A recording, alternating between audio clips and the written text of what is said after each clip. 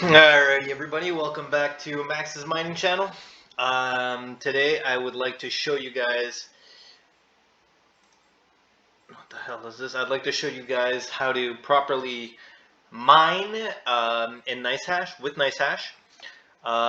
So that means how to get rid of quickminer and use the regular mining software, and how to tweak that to get the best performance out of it possible. Alright, so let's just dive right into it. So the first thing I would like to say is go ahead and delete nicehash quickminer. That is, it's great for beginners, but that is not where we should be heading. So yeah, go ahead and delete nicehash quickminer from your computer. And but first, I would like you to take a look at what it's doing, and perhaps get a screenshot of your current performance. So in my case, I'm getting 31 megahash or 30-ish megahash across the board, across my 3 devices. So I would take a screenshot of that, put that on the side for later comparison. Next thing, what I would like you to do is download Msi Afterburner. So to do that, you're going to want to go to Google Chrome and get Msi Afterburner.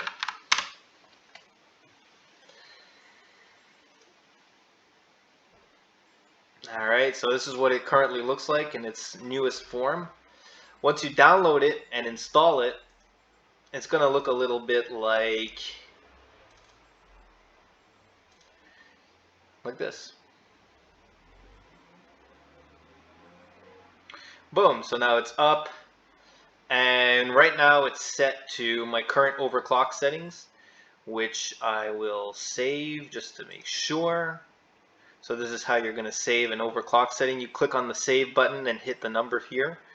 If you want to clear something, you would right click it, see it clears, and then you can override on top of it, just like that. So I'm going to reset my settings just for you guys, and see everything is back to normal, and I don't even have to hit the accept button here for it to work. Like, as you can see, my mega hash should start dropping now, because it's not, of course, as efficient as it was. Plus, look, my temperature is going up. I don't really like keeping it at that high of a temperature. That's why it's generally a good thing to lower your power limit on your clock so you can get lower temperatures out of it. Oh yeah, my mega hash is already starting to drop. As you can see, okay, so there's currently a setting in here that I have activated, or I should say deactivated. It's called synchronized settings for similar graphics processors. So what does that mean? It means that when this is checked, if I have more than one GPU called a GTX 1660 Super, when I set, so I'm going to set it okay, I'm going to check it. When I have that checked, if I change the setting on one of my cards here, it changes the setting for all of it. So right now I just did a reset on all my cards because I had that check mark. So I should start to see all my mega hashes start to drop, all the speed on all my cards start to drop, and my efficiency too. There you go, it started to drop. So I don't like to keep my cards running at 70, so I'm just going to go ahead and stop mining for now. Bear with me while I stop my miner. There you go, that should do it. My miner's closed. Okay. The first thing you're going to want to do, I don't know if you've already done it, you're going to open up Chrome and go to nicehash website.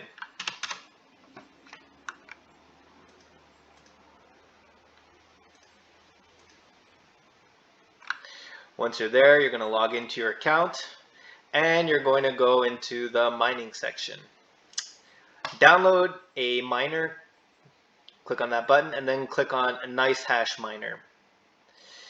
Alright, once you click on that, it's gonna ask you to do some important steps here for making this all work. You should disable your Windows Defender real-time protection first.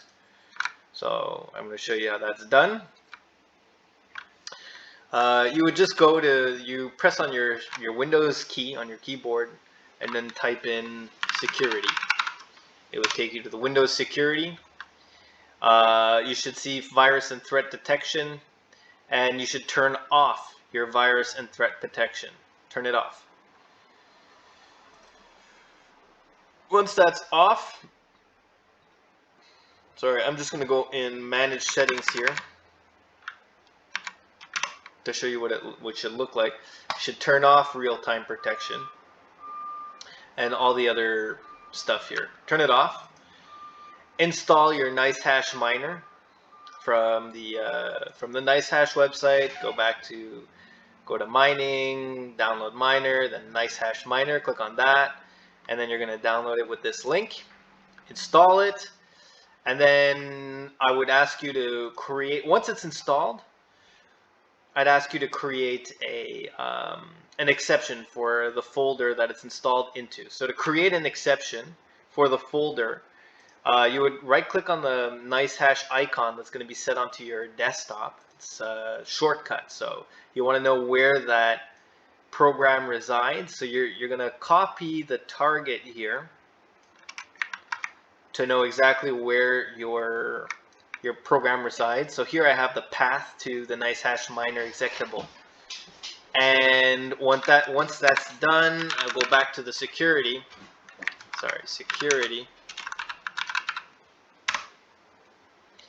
And go back. Alright, sorry about that. To add an exclusion now, you're going to go back to that Windows security folder. When you're in here, you're going to go back to the security settings that you had seen previously, and in that same area there is an exclusion here. So you're going to have to add an exclusion for your nicehash miner. To do that, you would right click on nicehash miner's icon that was put on your desktop for you and find the target for that. So mine is in my C program files, blah blah blah. So everything up to the actual application itself, you're going to want to copy that, and in this folder, you're going to want to,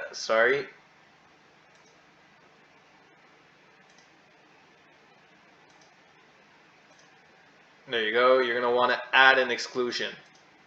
So when you add an exclusion, select folder type, and then just plop in your nicehash miner's location in there, select folder, and it'll add an exclusion for you. Next thing, let me just reset my sizing here. Okay, next thing you're going to want to do is, so you disabled the security, now you're going to install nicehash miner. So once that's installed, have it run for you.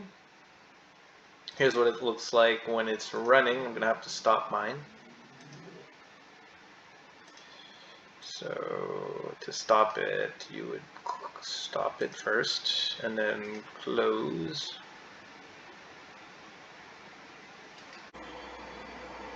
So by now I imagine you all have your nicehash miner up on your screen. What I would like you to do is let it benchmark or do whatever it's doing right now. But if it's mining, I would like you to go ahead and stop your miner. So once that's done, you should make your way to the plugins, and install all the plugins if you're new to this. So install all the plugins, and then head over to the benchmark page, and you're going to want to take a look at first. You're going to see you have a list of your CPUs available and a list of your GPUs available. In my case, I'm running a rig with 3 GTX 1660 Supers, and each 1660 Super is represented here. If you click on one of these slots, you're going to see all the possible algorithms and all the possible miners, for all the possible miners that you have. Once you have benchmarked everything, you're going to want to go back. So let it run. It might take a few, like a good 20 minutes, 30 minutes to benchmark everything possible. But once it's done, you're going to look at this list here in this benchmark thing. You're going to look at this list, and basically you're going to want to find which one is the most profitable, which one algorithm and which one miner is the most profitable. So here I know that my most profitable algorithm and miner is Dagger Hashimoto on Excavator, because I can compare my Bitcoin per 24-hour using this list. So in second place is NB miner, but in first place it's Dagger Hashimoto on Excavator. So what I decided to do was, for all three of my GPUs, I set it up similarly. If you want to change it, first you have to stop it. So you have to like click on this button to disable it, and then you'll be able to edit these switches. I recommend only taking the one that's the most profitable and disabling the rest. See, as I've done here. Now you should go on and do it for all three of your miners. And of course, just take this as my advice. You don't necessarily have to set up your miner this way, but this is the way I choose to do it, just in order to control what I'm getting and how I'm getting it. So my overclock settings don't end up jumping on, let's say, Calpow and breaking my card, for instance. I wouldn't want that to happen. So I want it to be constant Dagger Hashimoto using Excavator. So it's disabled everything. Now it's all that's left. I've done the same for all three of my cards, and now it's good to go. So right now only one algorithm is enabled out of the 11 possible ones for all three. And what's going to happen is when I start mining, Excavator is going to open and it's going to run Dagger Hashimoto. So currently this is what I want you to pay attention here to the blue text. So currently my speed is 31 mega hash per second on average for all three. And my efficiency is somewhere around 353 mega hash, 355 kilohash per joule. So what I would like you to do is create a print screen of this and just set this on the side for comparison. So if I don't know if I can. No, because I'm doing this in a VM just to show you guys. Or sorry, I'm remoting into a desktop here.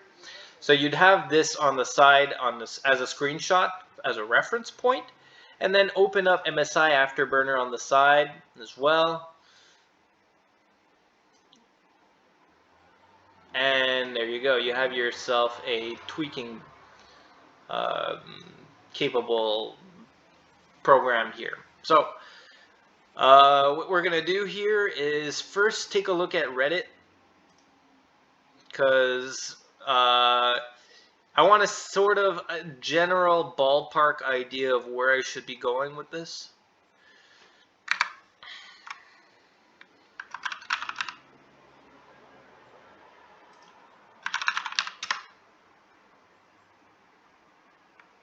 So what I would write is a 1660 Super Dagger Hashimoto Excavator overclock settings. It's a mouthful, but you'll find it. It's on Reddit. And, well, you'll have some examples, some reference points as to what you could try. So here we have DJ Ezo, who would recommend minus 450 on the core clock and 900 on the memory clock with a power limit of 80. Says it gives him 30 mega hash. So rule of thumb is you always want to go slowly from wherever reference point you're at. So you don't want to brick your card. You don't want to like just go at the maximum settings and see what happens. That's a terrible idea. So first things first, I want to take you through some settings here. In this settings tab, if you go and see the options in general, you have your list of GPUs here presented for you, and a tab or something that says synchronized settings for a checkbox for synchronized settings for similar graphic processors. What this does is if this were to be checked and I were to change the settings for any one of my GPUs, once I change the settings for one, it would change the settings for all of them. So I'm going to disable that because for this example, I just want to work with one GPU. And I would actually, if I were you, I would do the same thing. Just to get a feel of it, I would do one GPU at a time. Even if you have, as I do, 3 of the same devices, it's better for you to just try one at a time and see what's best for each one. So first I'm going to select my first card. Here's the card list, by the way. Selected it, and I'm going to reset it to default with this button. So right now everything is reset to default. This is probably the settings that you have. So your fan speed might be different and your temperature limit might be different, but that's just different. That's just, it doesn't matter. So first I'm going to turn off this link here, which means that I don't necessarily care if my temperature limit and my power limit have the same scale. So I'm going to start tweaking my power limit.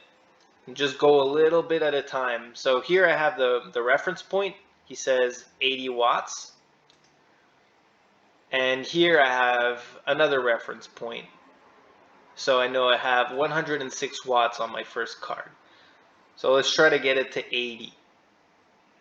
And see slowly but surely if we can, or if there's some instability. And trust me, you'll notice if there's instability right away. Your program will freeze. Yeah, it'll be very apparent if your graphics card has become unstable. So slowly adjust your settings here. I've noticed that after an update, I'm at 107 watts, so it's going up, which is weird, but 99 watts, it's going down slowly. I'm going to keep gradually changing it to try to get to 80 watts.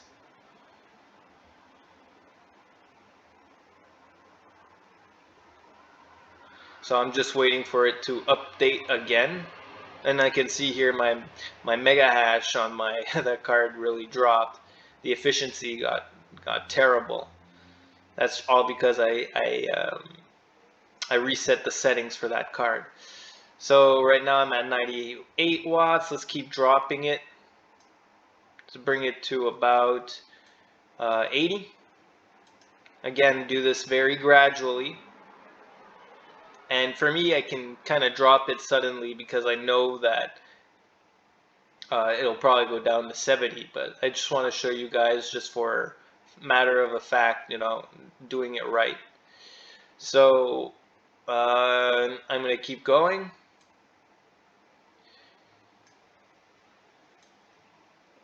To about 75. Let's see if that's correct.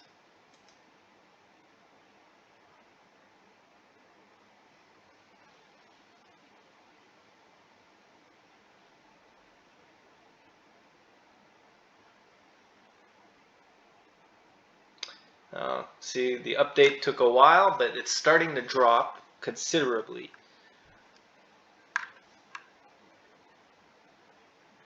I will try to, you should give it a good few minutes usually, but I know the settings I should be going after and what's unstable or whatnot, so I can afford to go a bit faster here. But see, my mega hash started to rise. My efficiency starting to rise, all because I dropped the power limit on my GPU.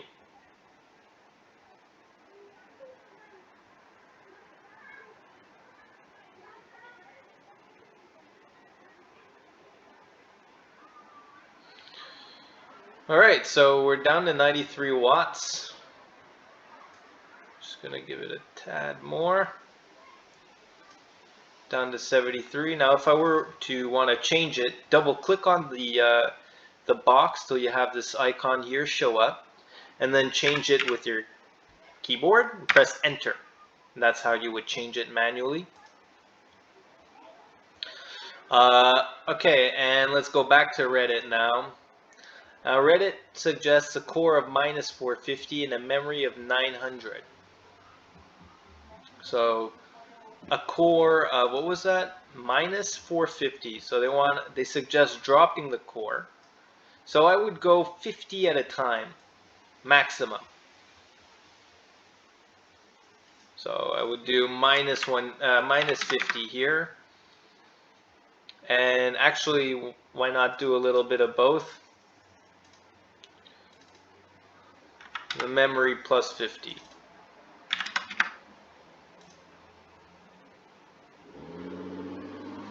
So let's see what that does.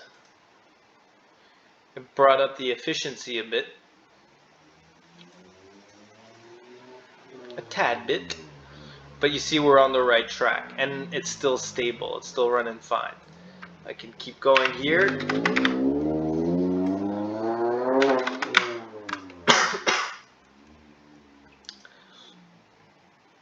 Oops.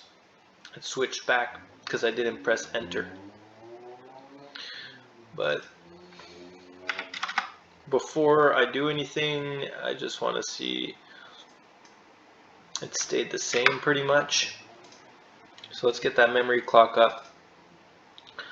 Now I know I've had this on 1000, so I know it'll handle 900, but you should always make sure, don't just go with what Reddit says. Test your cards, guys. But I know my card can go theoretically easily up to 900, and here minus 450.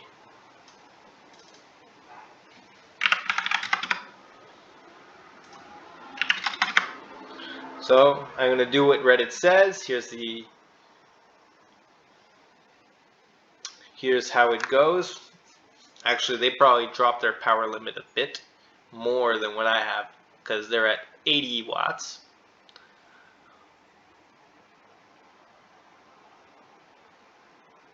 Oh, it's starting to drop. Perhaps because I changed the core clock and it needed less power.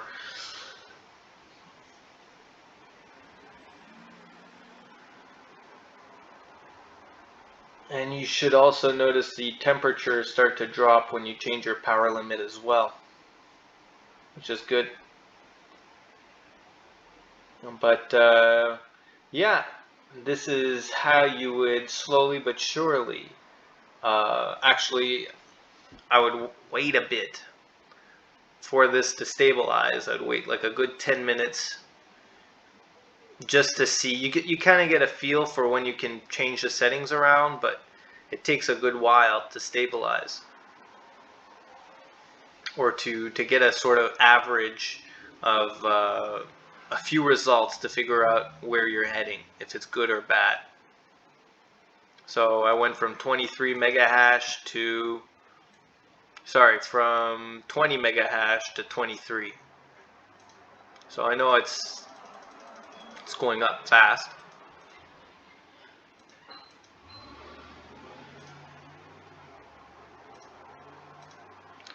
So from 23 now to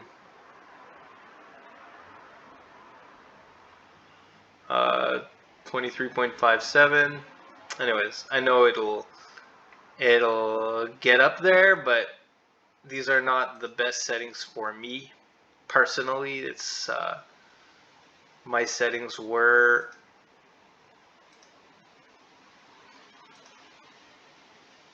where was I? Where were they? Something like this, perhaps. Anyways, I'll figure it out later. And yeah, that's what concludes our, actually no, I'll figure it out with you guys. Let's try this.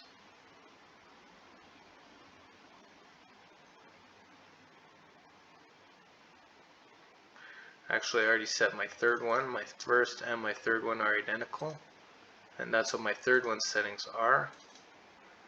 So I know this will work for that one.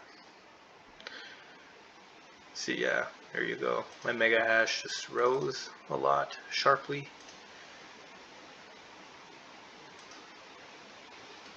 And my efficiency with it.